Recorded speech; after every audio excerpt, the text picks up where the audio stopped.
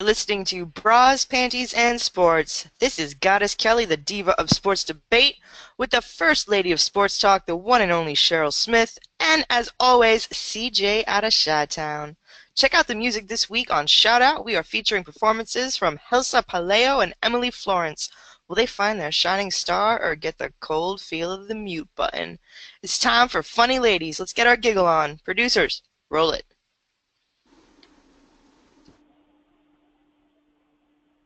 Ladies and gentlemen, please welcome Rita Rudner.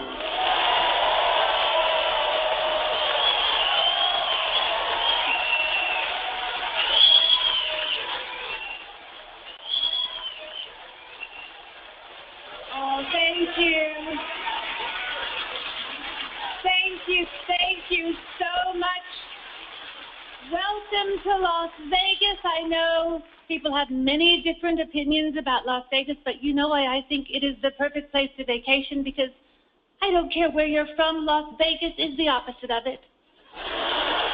Isn't it true? Because gambling's legal, prostitution's legal. Guess the jails here are just full of people who litter. We have beauty and wonder right around the corner, the Grand Canyon. I went last year, but I didn't do the helicopter. No, I wasn't afraid of the helicopter. It's just that before you get in one, you have to tell your weight. I looked around and thought, well, if everyone is lying like I'm lying, we're going down. In the summer now we have topless sunbathing by the pool. Ooh, I would never do that. Things cross my mind like they've never been in the sun. They might catch fire.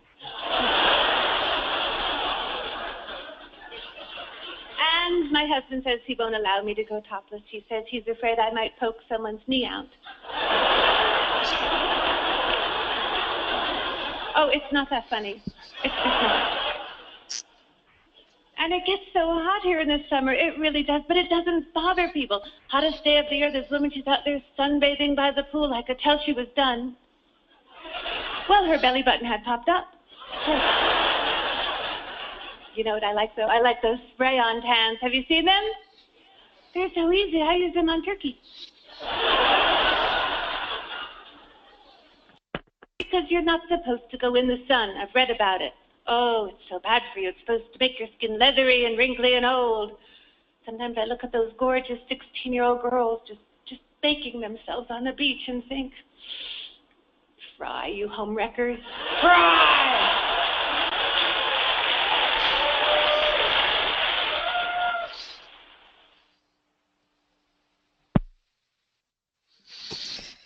She absolutely cracks me up every time. She is such a funny lady.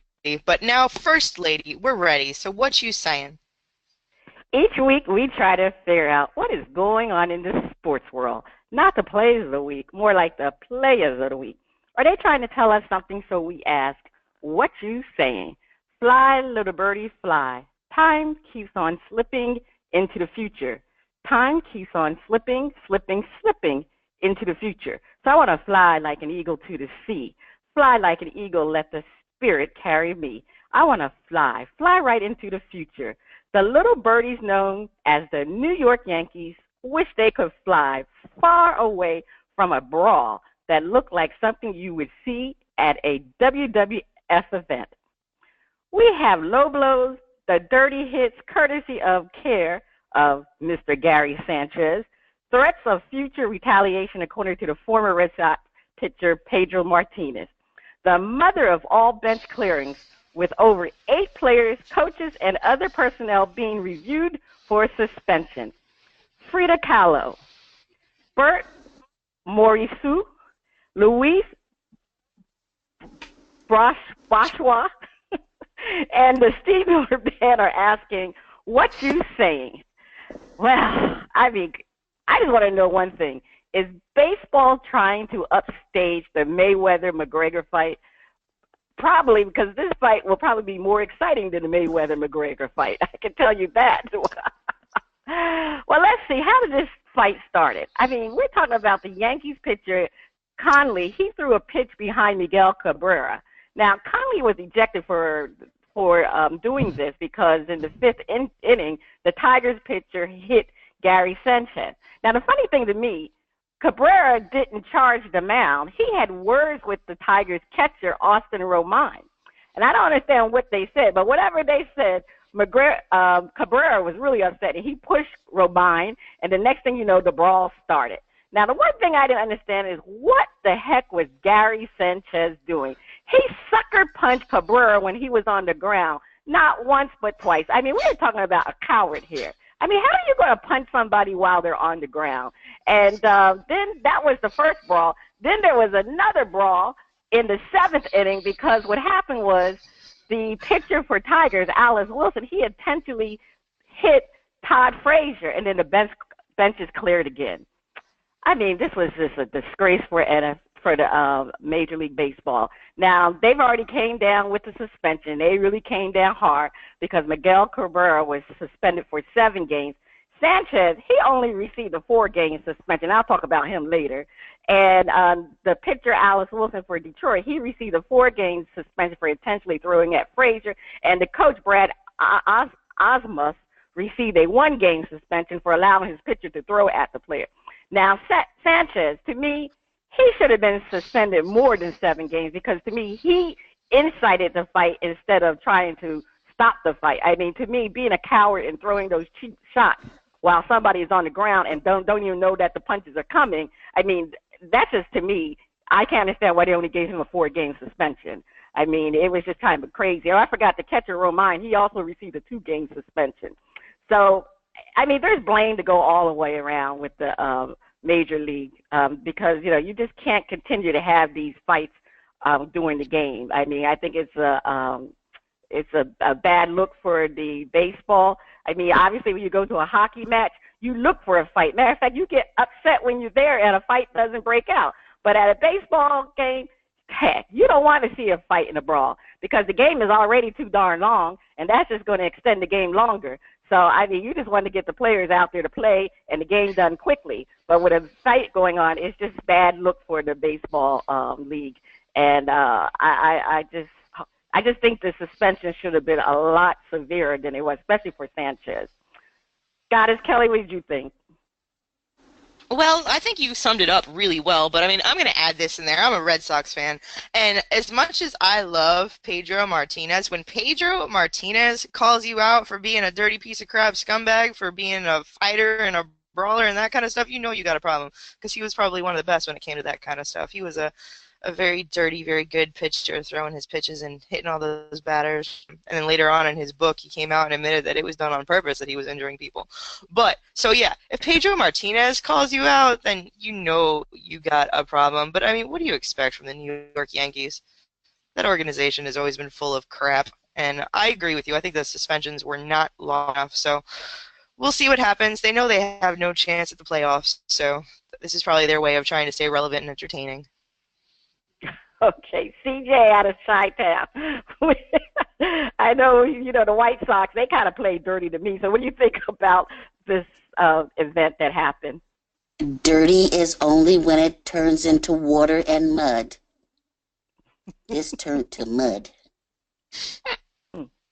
Unfortunately, Gary Sanchez, he did make a sucker punch. Okay. However, you know that this has been brewing up for a long time. They've been losing. They're in a clinch. Something's got to happen.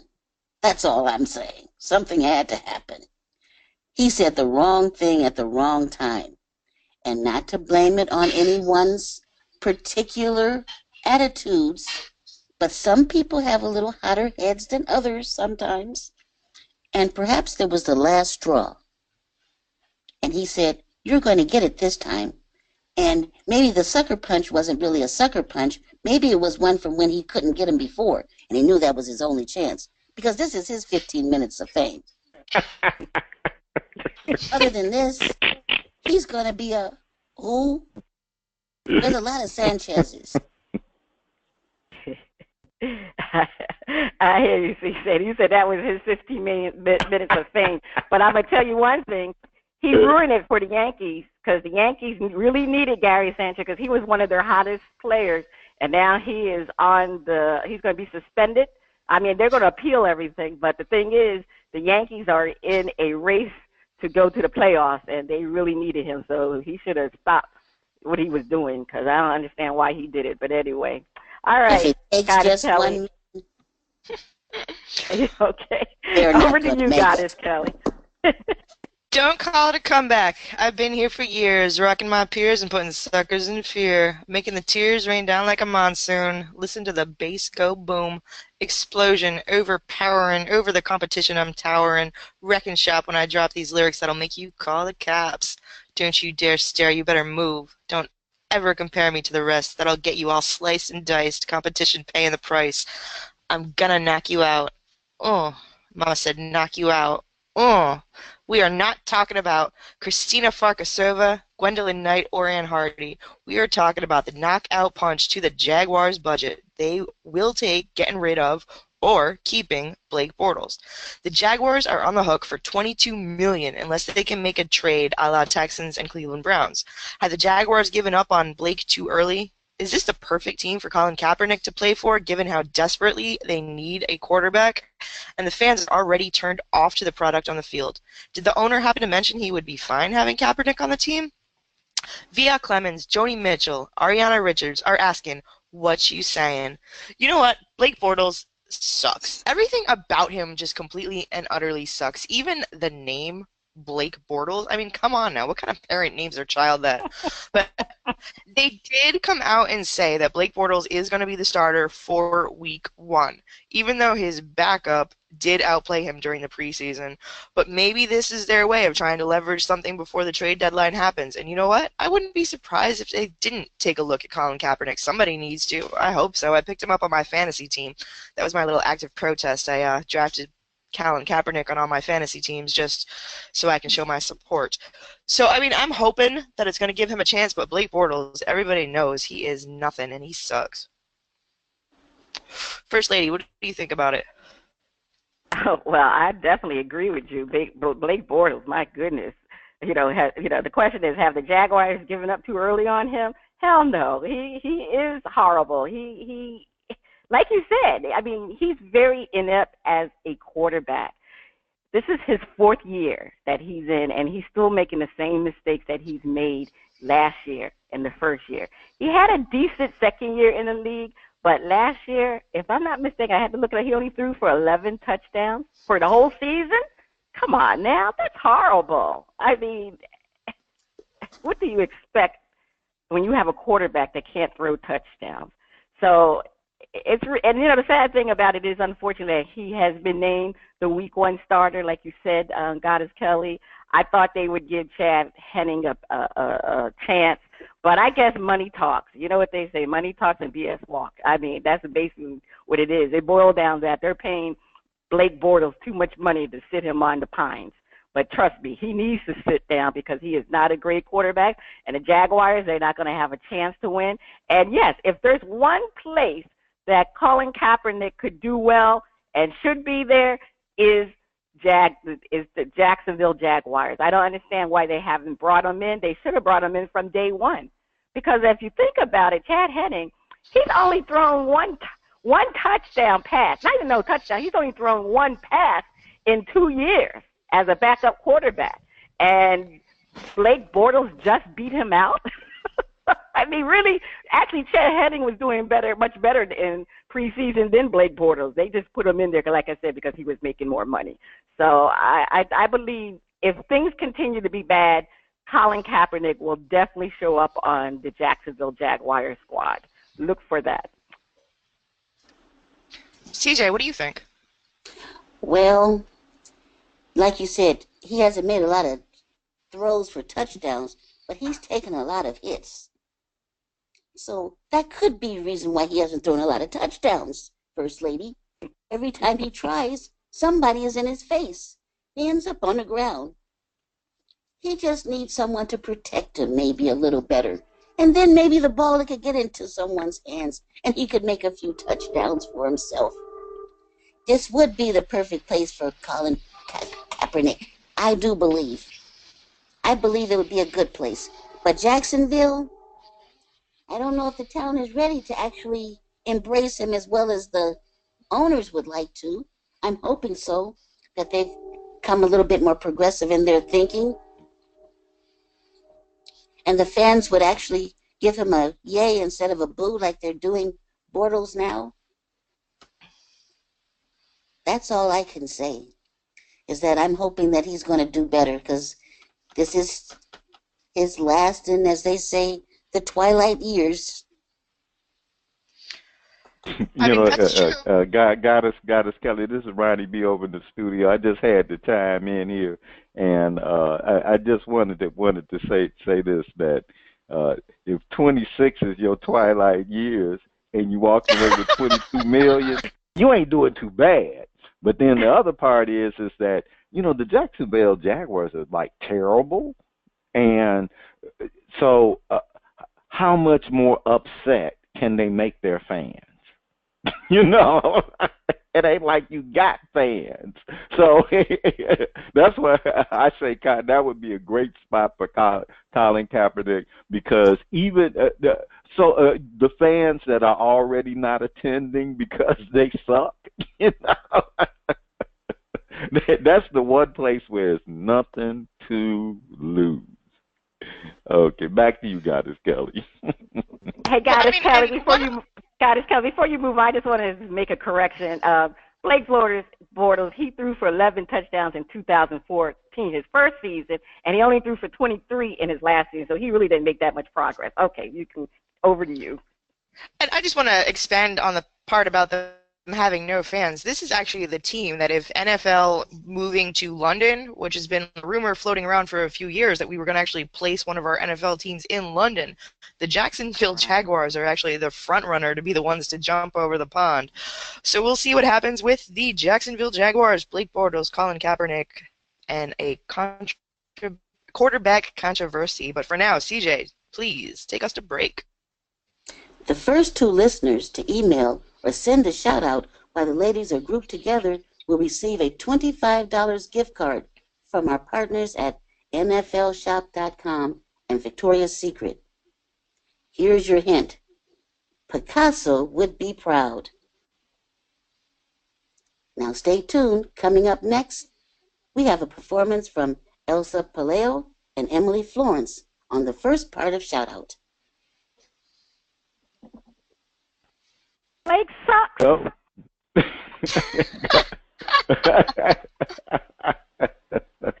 Cheerio. The music flows in from around the globe to get a shout-out from the panel. Goddess Kelly, I can't wait to hear the music from Jelsa Palao and Emily Florence. On Shoutout, we feature new independent artists who are looking to find their shining star. If we like what we hear, we will give the track a shout-out. If we don't like it, we hit the mute.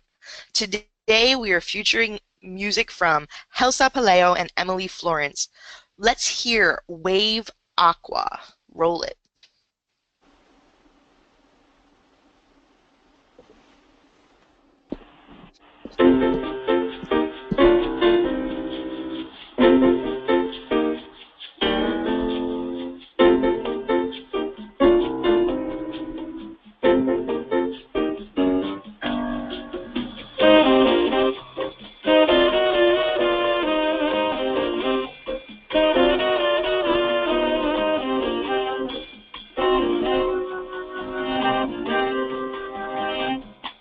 Close your eyes, for that's a lovely way to be.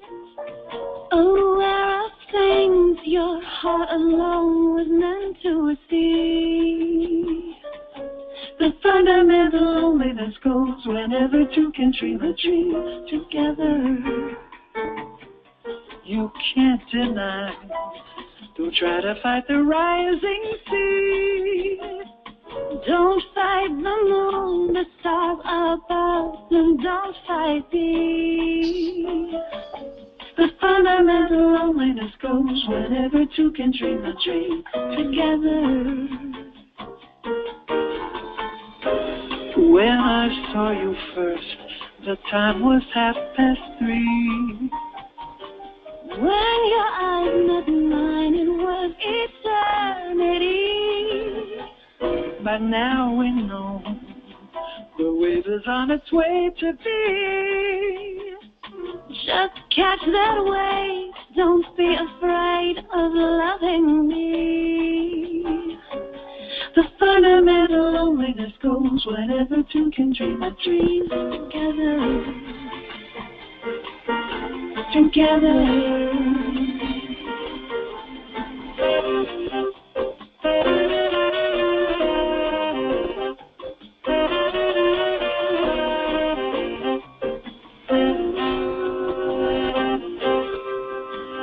Yuki sana mas tive medo e que saltou meu coração. Mas o amor sabe um segredo. Oh, o medo pode matar seu coração. Água de beber, água de beber, camarada. Água de beber, água de beber, camarada.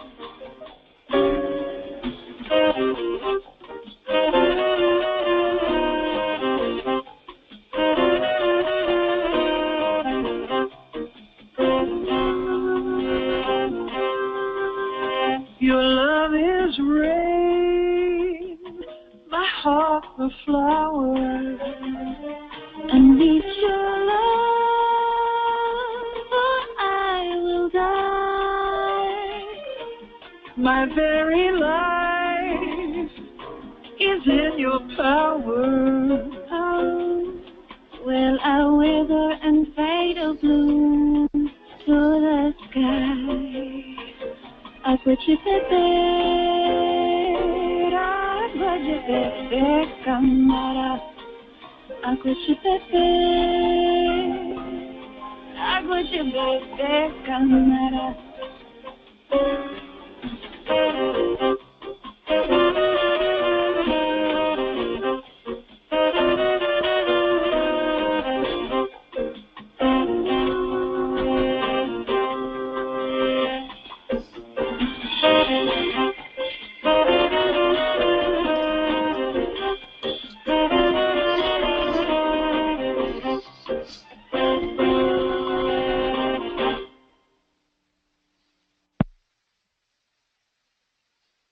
All right, that was Wave Aqua. Is the track getting a shout out or the mute button?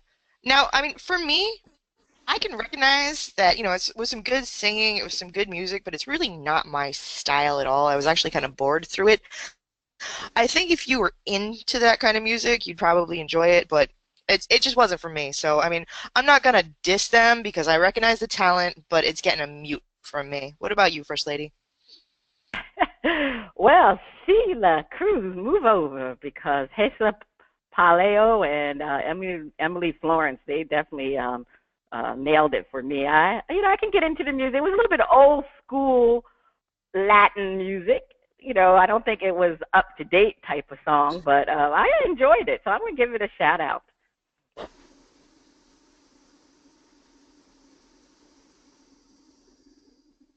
What about you, CJ? Well, that was a traditional bossa nova jazz tune for First Lady and Goddess Kelly. Maybe that's the reason why you hadn't heard it before. I've heard it so many times, but I never knew the name of the song was Wave. Now, when I looked it up, I did see that it said it was Kiss, Water Kiss. So maybe that's what I'm used to it being recognized as. But I think they did a great rendition of it, and I'm giving them a shout out for us jazz enthusiasts that wish to see the jazz tradition kept alive. All right, well, on part 2 of Shout Out, we'll have another performance from Jelsa Palao and Emily Florence. But right now, is that the sound of our favorite underwater friend? Is it time for Flip It?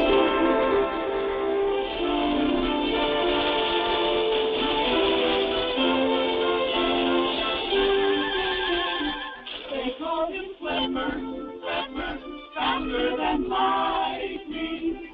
No one you see is smarter than he. And we know Flipper lives in a world full of wonder, flying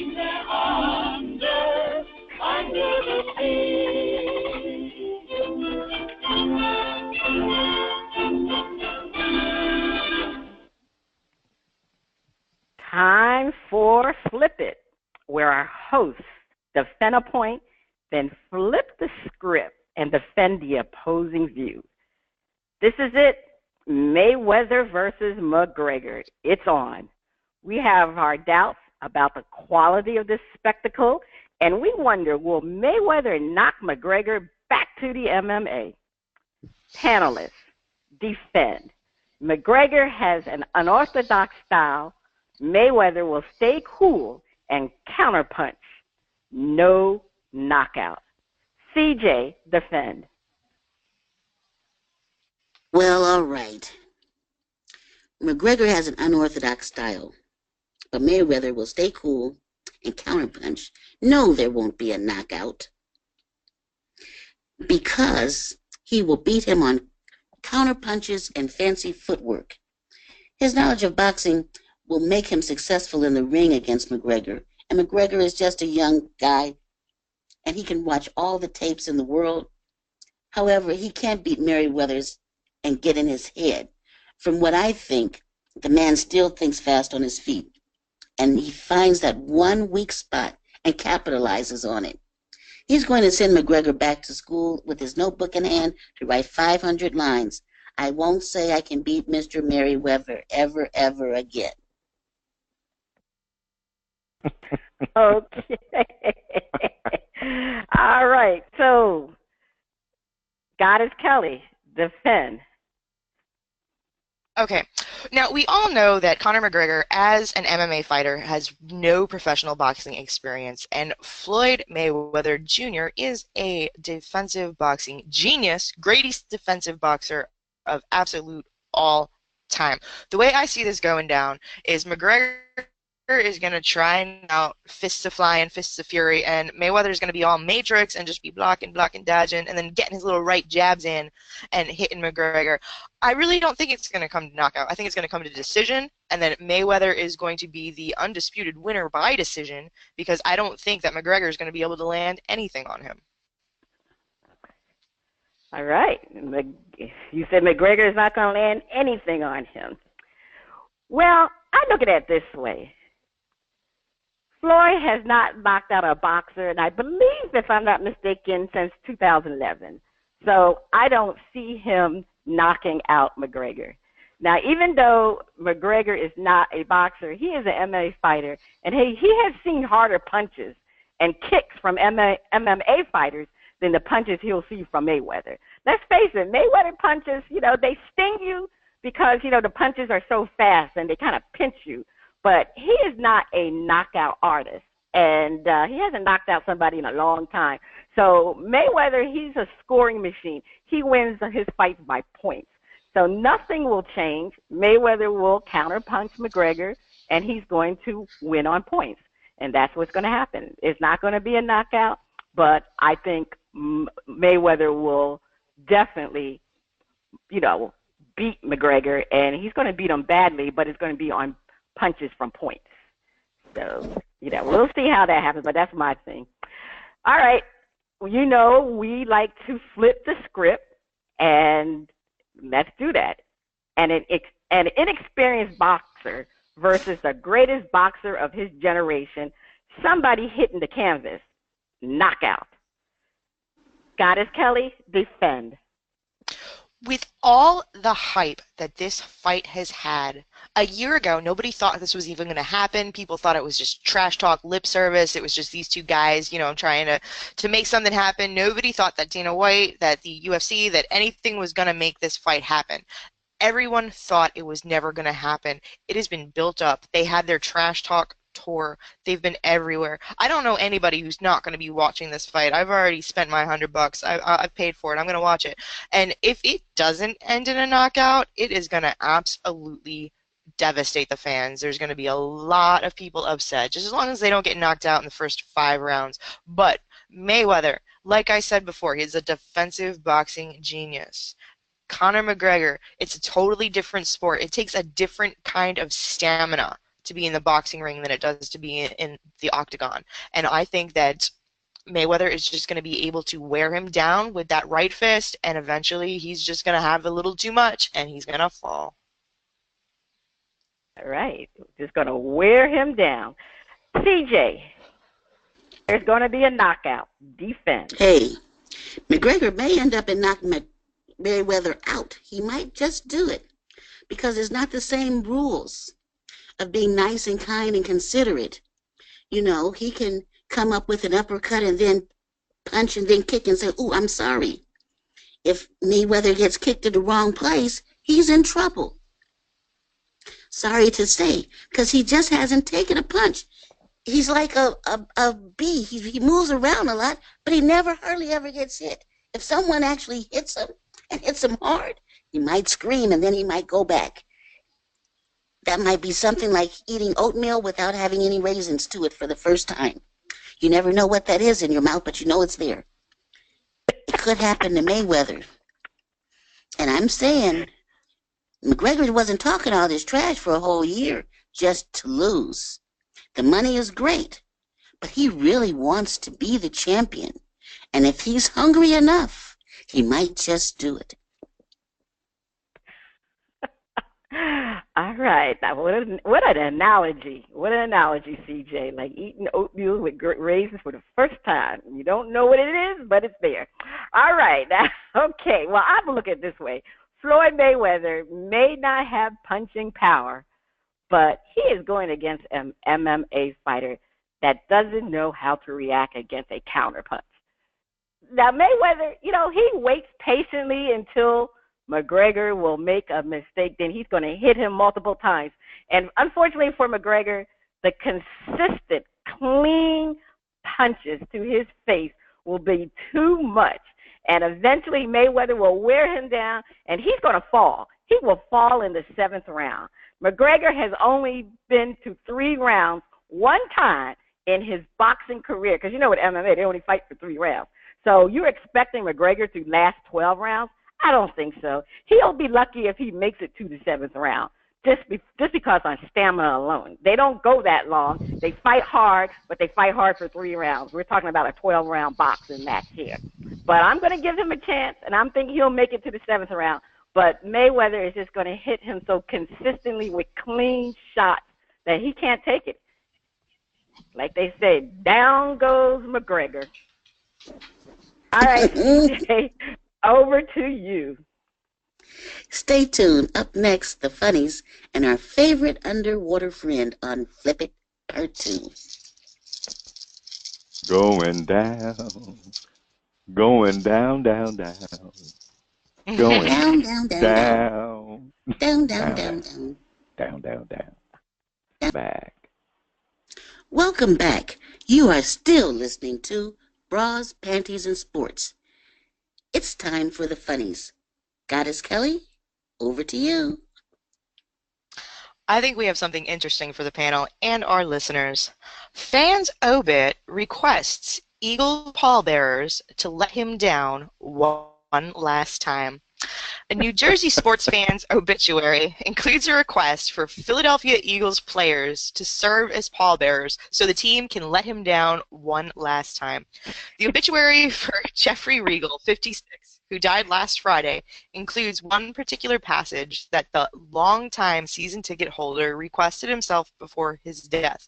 He requested to have 8 Philadelphia Eagles as pallbearers so the Eagles can let him down one last time. Donna Lee, her late husband, spent decades rooting for the Eagles despite a lack of Super Bowl victories in his lifetime.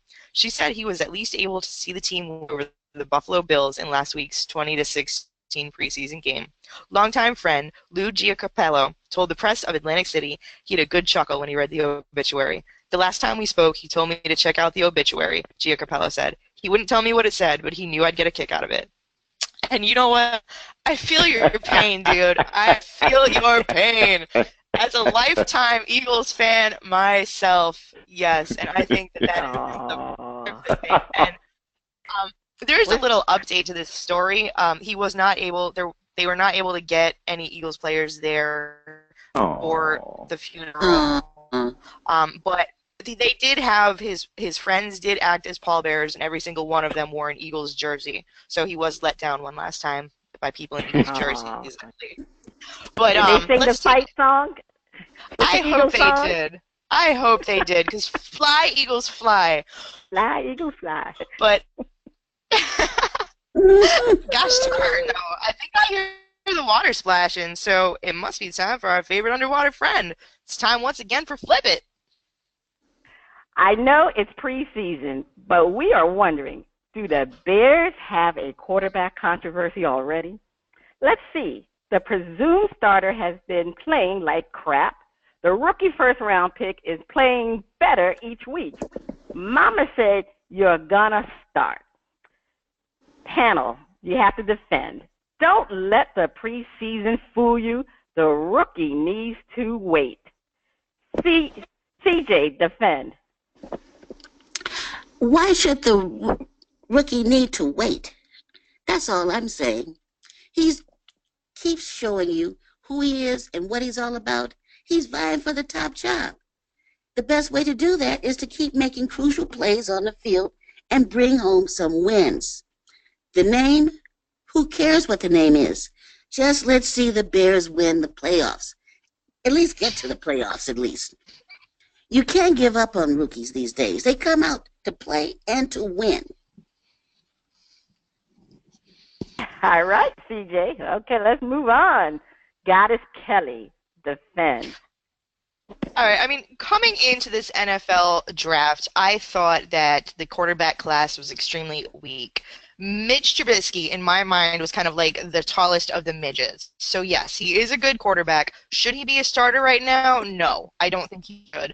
I think if you start a quarterback too soon before he's had a chance to be groomed, and if he's not NFL ready, that just causes problems. Look at last year's #1 pick. Let's look at, gosh, I don't even remember his name. Oh, Jared Goff. Yeah, Jared Goff. What did he do? He didn't do absolutely anything. And if we go back down along a list of rookie quarterbacks that have started before they're ready, there's way more that have been unsuccessful than have been successful. I mean, obviously Carson Wentz was the exception to that rule because he's awesome, but there's no illusions on the Bears, and I'm sorry, CJ, but I mean, your team doesn't have a chance. Your team has been a mess for a few years now. They still have a lot of rebuilding to do, so let's not get your rookie quarterback hurt. Let's let him learn a little bit, and then maybe next year he's going to be ready.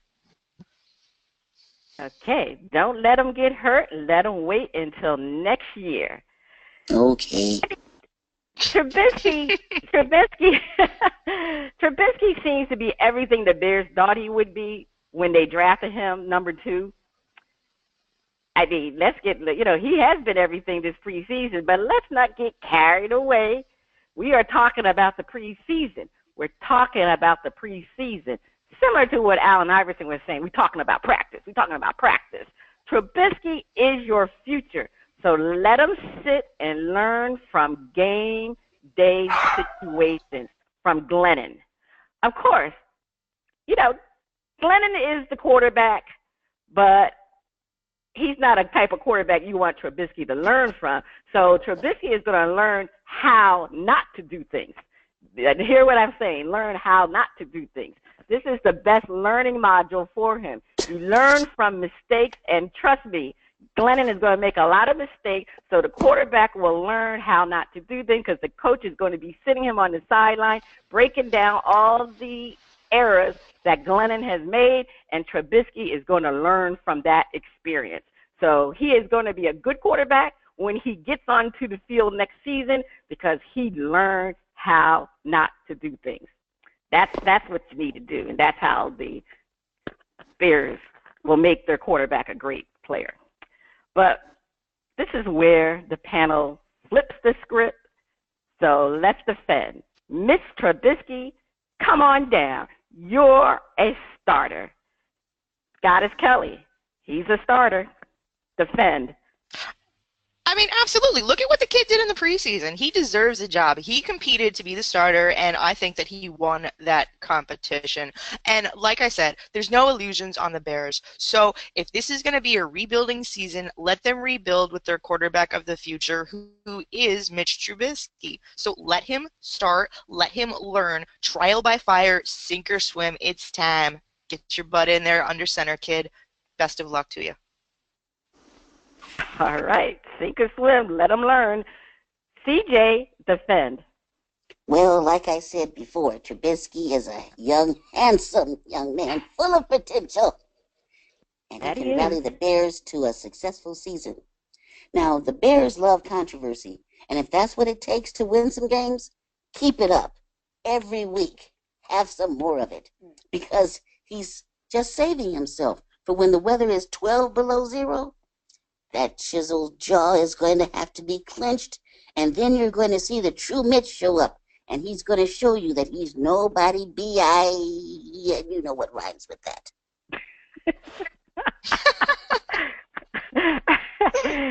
CJ, you know what? I forgot how good-looking Mitch Trubisky was. You reminded me. Yeah, he's very easy on the eyes. But anyway, All right, I'm going to go look at some pictures right now. I don't remember how good girl, he is. I'm gonna remind he myself. is hot. He is real hot. You need to look him up. Trust me. The bad news Bears will continue to be bad if Mike Glennon is their starting quarterback.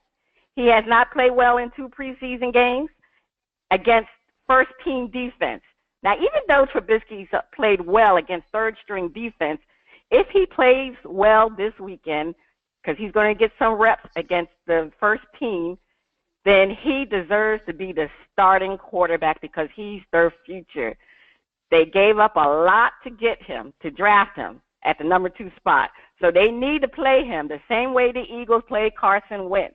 The Bears need to jumpstart this kid's career and play him now. The team is going nowhere with Glennon as the quarterback.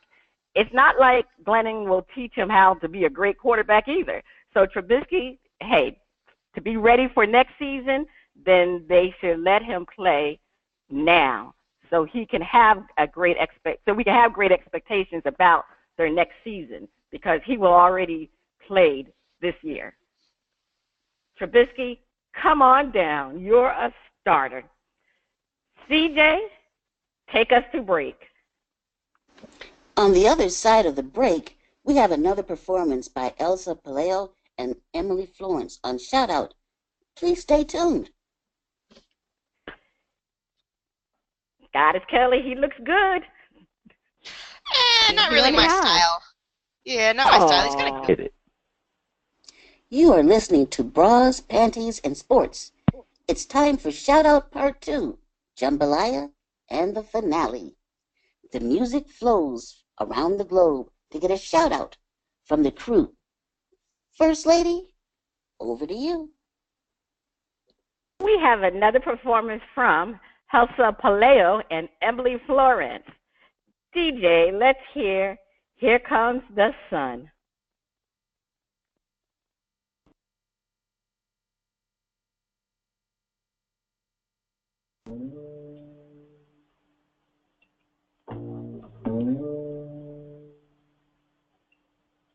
Here comes the sun.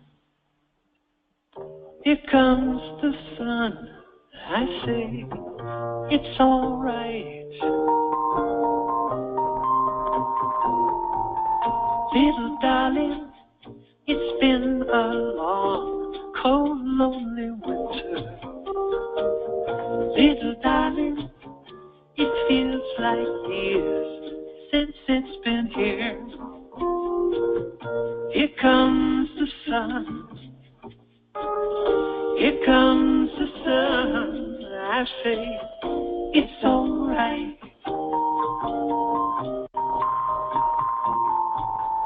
Little darling, the smiles returning to their faces. Little darling, it seems like years since it's been here. Here comes the sun. Here comes the sun. I say it's all right.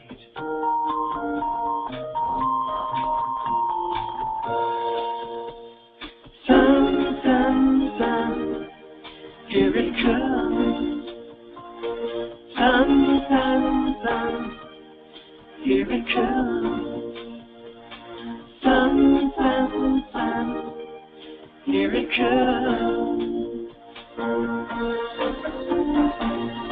Little darling, I feel that ice is slowly melting.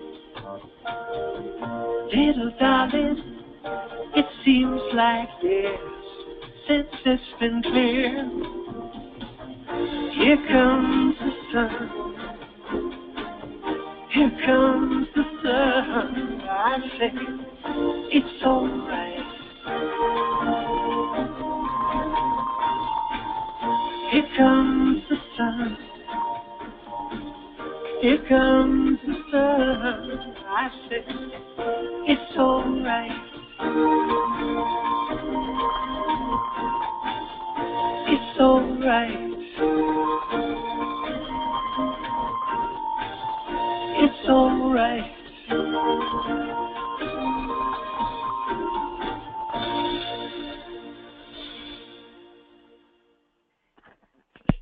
Okay, here comes the sun. That was Jelsa Palao and Emily Florence. All right, we're going to go to the panel to see what they thought about this song. Now, Goddess Kelli, you didn't like the first song because that's not your type of music. So how did you like this song? You shouting it out, or are you going to hit the mute button? I am muting. Okay, if you are going to cover a song that was done by the Beatles, you need to make it either fantastic, you need to do something different with it, or you need more emotion. There was zero emotion in that rendition, and it sounded like a bad version of drunk bar karaoke. So before, on their first song, I said there was some talent there. I take it all back. I am very disappointed. Don't cover the Beatles. You just don't do it. All right, don't do it. That's like covering Michael Jackson and Whitney Houston. Okay, CJ, now you gave us some education regarding the type of music that Jelsa Palao and Emily Florence sing. What did you think about this one? Here Comes the Sun. Well, see, they're trying to do tradition, and they did a nice spin on the first one. However, like Goddess Kelli said, if you're going to do a song that has multiple, and they say ripples in the pond, make sure that your ripple is going to count. That was worse than being in Chicago for the solar eclipse. It was cloudy. It was cloudy. It was cloudy. It was muddled. It was too slow. The sun is sunshiny. It's bright. It's sunny. They sounded like they were maybe taking a little Xanax. Is that what they give tranquilizers to people to calm them down? Well, Yeah. that song was too calm. It had to be muted. Yeah, I agree with everybody. It was a bad rendition. It was, like you said, CJ, it was kind of too slow. You know, like you said, the sun is a bright thing. You're happy that the sun is coming out. So you need to have some little pep in your step when you sing the song. So I agree. We're going to hit the mute on this one. Well, that's the end of Shadow. If you like what you heard from Jelsa Palao and Emily Florence, check them out on SoundCloud, Shades of Brazil. If you like what you heard or you have any comments, you can send your emails and tracks to panties@oldgrumpyradio.com. Goddess Kelli, what you got cooking over there? It's time for some jambalaya. I have got a delicious and special mix for our panel today. Here is the quote. What's worse than waking up at a party and finding a penis drawn on your face? Finding out it was traced. Panel, how does this quote relate to the Cleveland Browns and a quarterback named Brock Osweiler? First Lady. Wow. Woo. Ugh. Well, all I can say is they darn sure don't like that, because that's the problem with Brock Osweiler. The Cleveland Browns, they just don't like him, and they don't want something like that because, it's disgusting. And that's what they feel about Brock Osweiler, because right now he is not a good quarterback. He is. It is like having a penis drawn on your face and finding out that it was traced. Ugh. That's nasty. And that's how Brock Osweiler plays as a quarterback. He is just nasty and no good. That's what I'm thinking. CJ, how's that taste to you? Well, I'm going to take the politically correct thought on this one. Just because it's drawn on your face does not mean that it wasn't put there in love. Because True. sometimes, he just wants to play. That's all. Brock Osweiler just wants to play. And maybe he's had a few little problems in his past, and maybe he ticked off a couple of people every now and then. But whoever sat on his face, remember, they did. All right, now to me, this is like a drinking game, okay? The Cleveland Browns were trying to play a drinking game with the rest of the NFL. They picked up Brock Osweiler because they thought he would be a valuable trade chip once other quarterbacks started getting hurt, once other teams started seeing, what was happening with their quarterbacks, that kind of thing. I mean, who cares that Colin Kaepernick doesn't have a job right now, and he's a better quarterback than Brock Osweiler? But that's why the Cleveland Browns picked him up. They had the room in the salary cap to take on that contract, and they thought they'd be able to, do something special. So they kept doing shots with all these other teams. And you know what? The Browns, they passed out first because everybody's all like, we don't want your Brock Osweiler. Get that guy away from us. We're not going to make any kind of deals with you. So Browns got passed out on the drink, and what happens when you're at a frat party, people start drinking, you know what? You end up with a penis on your face. It's just how it happens. So sorry, Browns. Better luck next time. But I mean, aside from all the penis talk, that was absolutely some delicious jambalaya. But First Lady, back to you. It's time for our outrageous predictions, where our panel gives these predictions each week. All right, CJ, what's your outrageous prediction? My outrageous prediction is that Canada is going to stage a major takeover of America.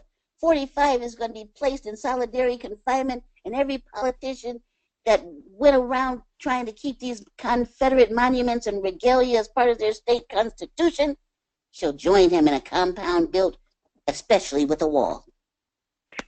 That's a prediction. Goddess Kelly, what is your outrageous prediction? You know what? I don't even have one. I wanted to make a prediction about Floyd Mayweather and Conor McGregor, but it seems like anything I predict is just absolutely not going to sound outrageous at all. So instead, I'm going to say that during the fight, Donald Trump is going to tweet something very, very nice. I don't know. I've got nothing this week. I'm sorry.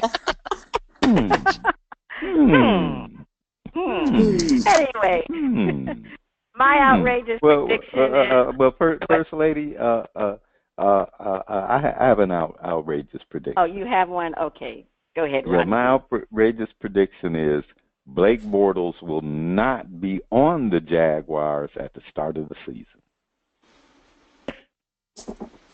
That's really outrageous. Yeah, something going to happen in the next 2 weeks. Something going to happen, all right, the next 2 weeks. Well, my outrageous prediction really is not really outrageous prediction since I've been hearing about it, that Kyrie Irving may still be with the Cleveland Cavaliers. No, that's my outrageous prediction. It's a done deal. It's a done deal. He's with Boston. It's done. Not so quickly, because Isaiah Thomas may not pass the physical. Anyway, trade is not complete until both parties passes the physical. Okay, let's go. Yeah, that's the big news this morning. Okay, Princess Diane, she died 20 years ago. It was a 20-year death of her anniversary on August 31st.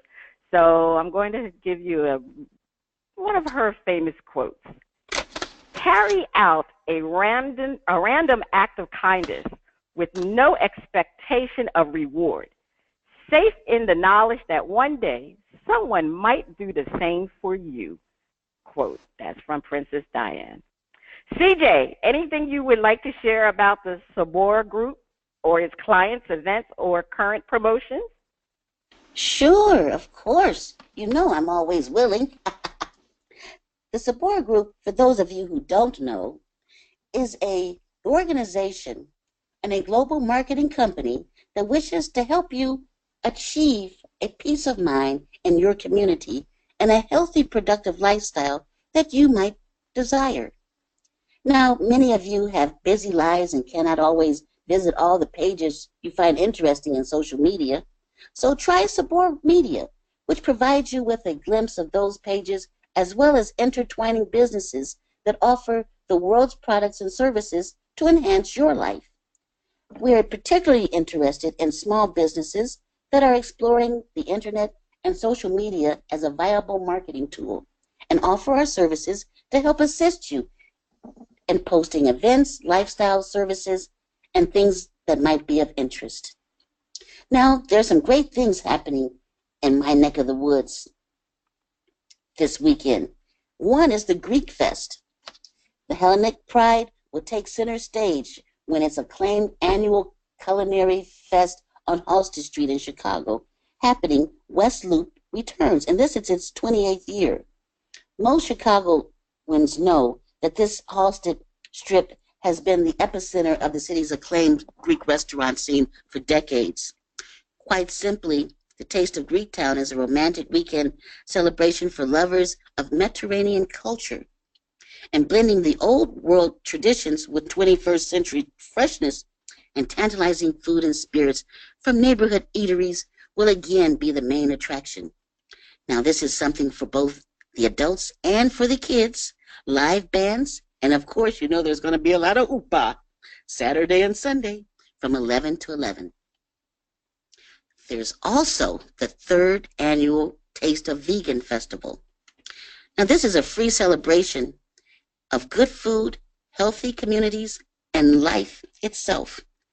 And it's today from 9 to 8 p.m. at Chicago State University. Come join them for delicious vegan food, inspiring workshops, and exhilarating music. Whether you're a vegan, a vegetarian, an omnivore, or a carnivore on the creep like me, you need to be there because it's going to be a party, y'all.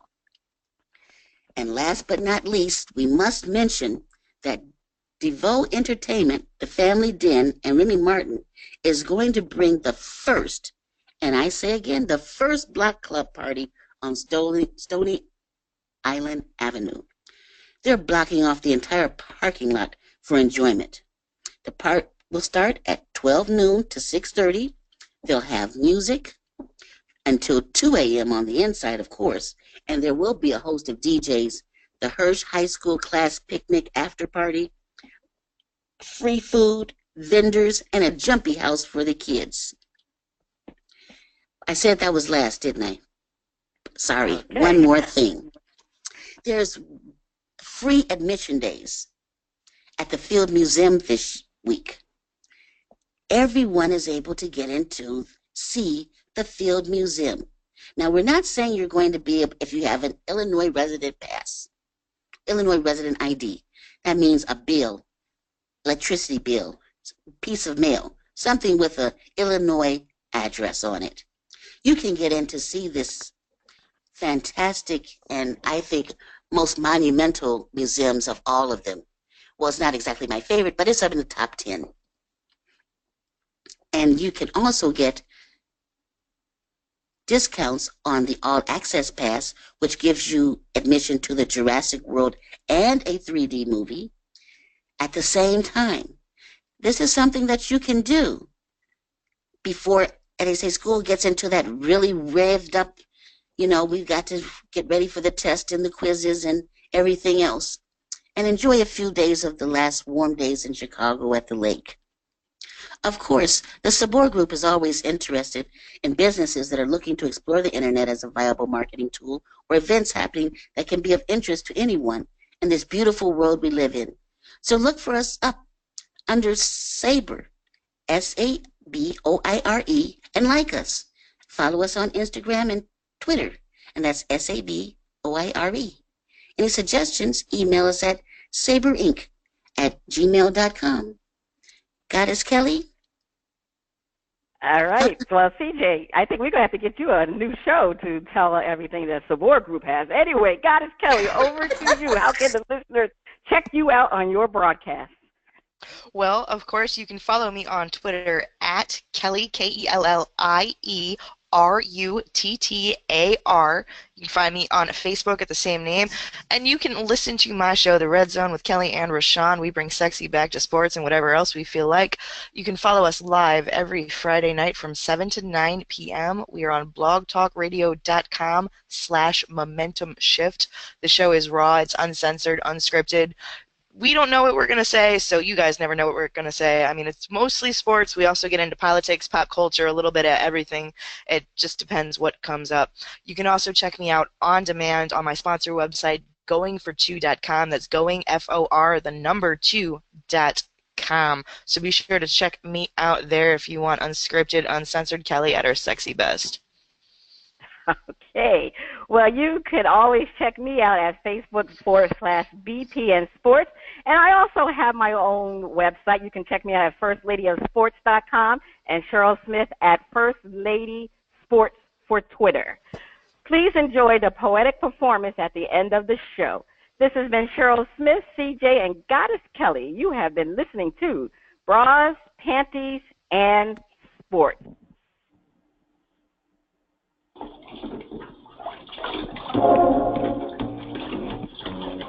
Wet,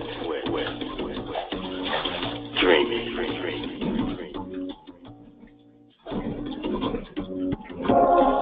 I am not the one, but one of the ones, son, sent here by my father. Spill my thoughts like water. And if I can get at least one of you in here to sip this liquid light I'm dripping, then that means I'm getting in wherever I'm fitting in this poetic class system, caste system, deep blue sea. I didn't even choose the name, y'all. The name chose me, so now I be multiple personality existing in duality, taking this skin I'm in or spins through reality. I'm kind of frustrated by life's aesthetics and brutalities, but I'm glad I've got a gift to release through, or else I'd be a can of whoop-ass and mentality. Sometimes I feel like more of an outcast than the boys from ATL. Sometimes my own mama don't relate to me too well, and I spent 8 months short of mine doing fetal meditation time in her amniotic swell cell, sucking on my fingers before they even had nails. From the same watery womb as Neptune, I use sonar to detect kindred spirits and deflect doom and damnation. I'm a foreign constellation, having fallen into an aquatic situation, somewhat like a cetacean, propelled by fluke and fin, releasing massive blasts of liquid light and dark gas. I reach only to speak and dive down deep with the assistance of current eye creep and vibe all day with black-skinned mermaids, African sea queens, liquid love slaves, gliding through heaven's halo rings on the backs of jet black stingrays. I'm no whale or dolphin. I'm thought enclosed in a cranial cave submerged below brain waves, too deep for some to swim with. Minds occupied by dumb shit can't get with this. Minds occupied by their own dumbness can't even hold their breath in concentration long enough for the inflation of consciousness. He's the fisher of men, we're all fish. Folks in search of happiness and the fulfillment of wish. And the greatest wish of all ghetto-born fish is equality and reparational bliss. But do you really think they're going to give us reparations when the ones that owe it to us are trying to build space stations and playstations to keep us distracted while they laugh at how many cases of AIDS we've contracted? We're the favorite food fish for all special occasions like exploitation, degradation, segregation, brutalization, Miss Evers boy type experimentation, and dirty Southern Caucasian cotton plantations. Stuff like that made us vicious, mad fishes, wishing for stuff we never had. Fish, slow fish, crack, smack, slow fish, dogfish, hoe fish. Spirits like that don't want to evolve into a new astral species. They rather flew where they live with the fumes of mental feces. There must first be evolution. There must first be evolution. There must first be evolution before revolution. Somebody boil some water because we need some esteem.